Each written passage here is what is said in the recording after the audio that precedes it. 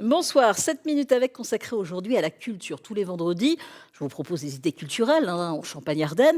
Donc n'hésitez pas à m'envoyer des idées d'événements si vous faites peut-être partie d'une association. Vous scannez le QR code que vous voyez actuellement à l'antenne et prochainement nous annoncerons vos événements. Alors aujourd'hui, coup de projecteur sur l'association Les Papates dans la boue. Grâce à elle, vous pourrez découvrir certains animaux, apprendre aussi à les soigner. C'est ce que mon invité va vous proposer grâce à des stages de soigneurs ce week-end à Vaux-Varennes dans la Marne. Explication avec mon invité 7 minutes avec Vincent Bernard. Bonsoir Vincent. Bonsoir. Merci d'avoir accepté mon invitation. Vous êtes le cofondateur de l'association Les Papates dans la boue, située à Vaux-Varennes à côté d'Hermonville. C'est dans le département de la Marne. Alors, vous êtes le cofondateur de cette association Les Papates dans la boue. Votre association est devenue au fil des temps une association dédiée à la protection des chiens, mais précisément des huskies. Oui, c'est bien ça. Aujourd'hui, on a monté du coup l'association pour offrir une nouvelle vie, et d'ailleurs un sanctuaire qu'on appelle ça, c'est-à-dire un point final à des chiens voilà, qui sont issus soit d'abandon, de maltraitance, ou alors qui s'aperçoivent qu'à un moment donné, ne sont pas sur le bon parcours de la vie.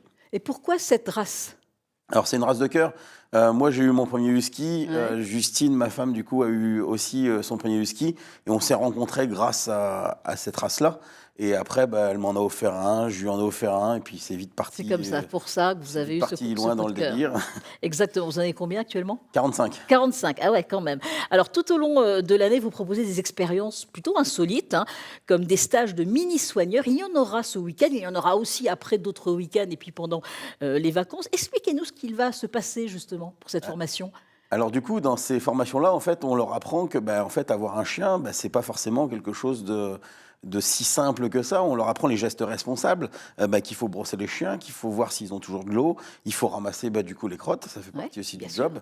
Après, en contrepartie, en fait, ils vont aller les amener promener, ils vont faire des activités comme de l'agility, donc ils vont faire un parcours d'obstacles pour renforcer les liens.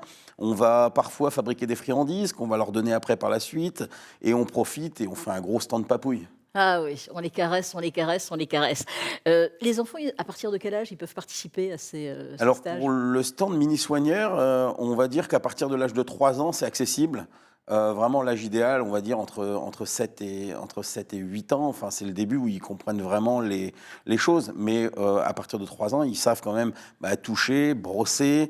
Ils ont le droit de faire des câlins. Enfin, voilà.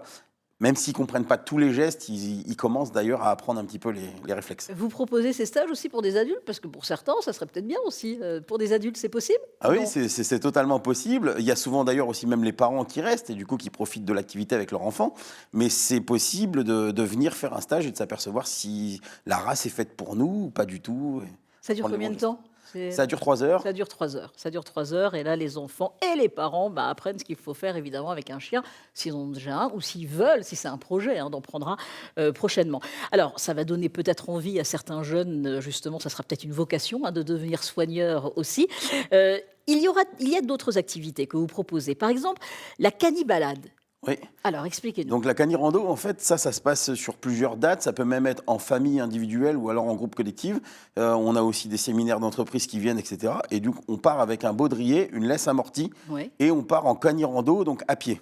D'accord. A contrario, on a aussi du coup le baptême Oui, de parce que ce qu'on traîneau. voit là, je précise Là, juste, ça c'est c'est pas, on va en parler après, C'est du et ça baptême c'est de pas la chien de même traîneau, chose, ouais. c'est le baptême avec un carte, voilà exactement. Voilà. Mais on a les images aussi On a la de cette version à balade. pied, on a la Ouais. version en carte. Voilà, exactement. Donc à pied, avec les chevaux, avec les chiens. avec les chiens, évidemment. Et puis aussi ce baptême, on vient de voir les images, mais on va peut-être les revoir, une activité plutôt insolite, c'est-à-dire que c'est comme un traîneau.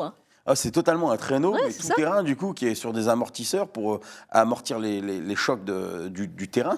On passe dans les champs, dans les vignes, on passe en forêt, et donc on est tracté par 14 huskies sibériens. Ah ouais, incroyable. Donc c'est vraiment une expérience, c'est vraiment insolite. Et là, vous voyez vraiment que c'est une nécessité pour eux.